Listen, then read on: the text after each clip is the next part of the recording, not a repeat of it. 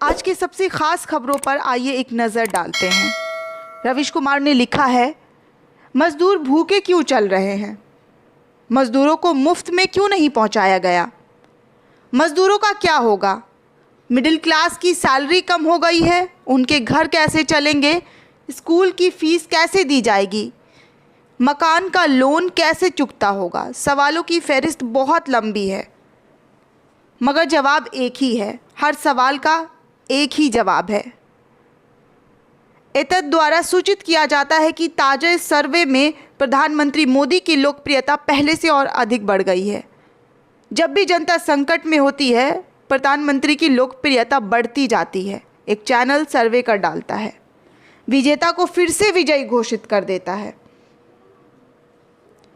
Times now ने एक सर्वे किया है। अप्रैल में 71% लोग कोविड-19 से लड़ने के लिए प्रधानमंत्री मोदी के फैसले से खुश हैं।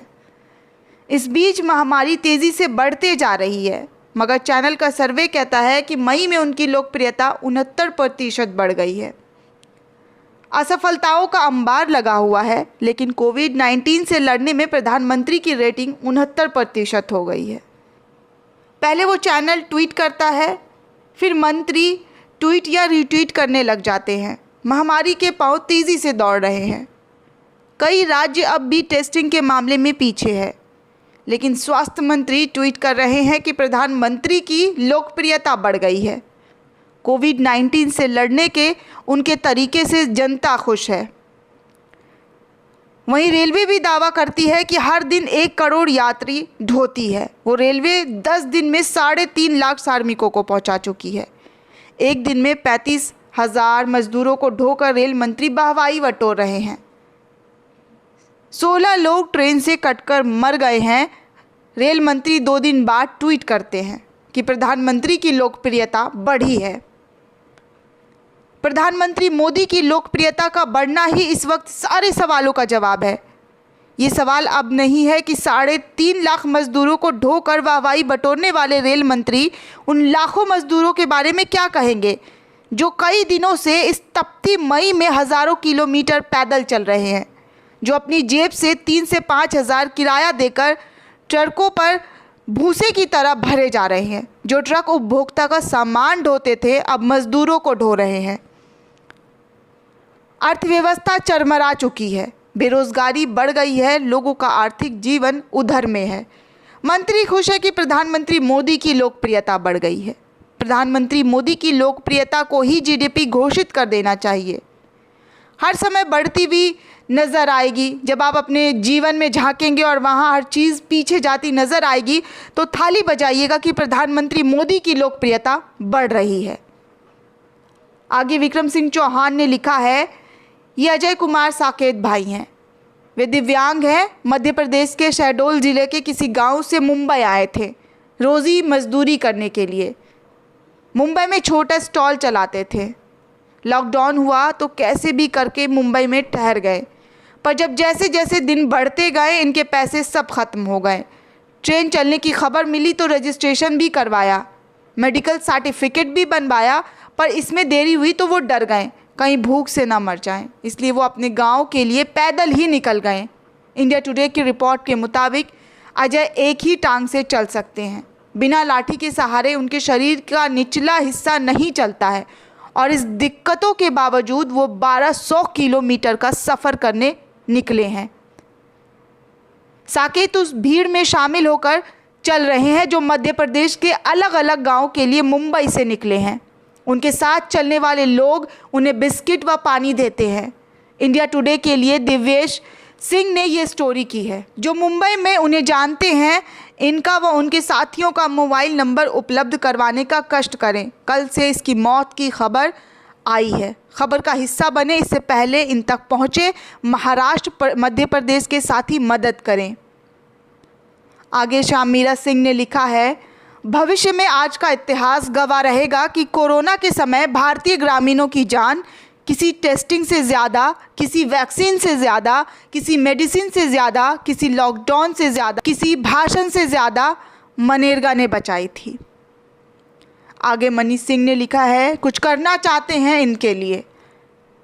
लाखों मजदूर सड़कों पर है, ट्रेन ट्रैक पर है, कोरोना से हुई मौतों में कोई ऑनलाइन ट्रैकर इनकी संख्या नहीं बताएगा, मगर ये भी कोरोना से ही मर रहे हैं।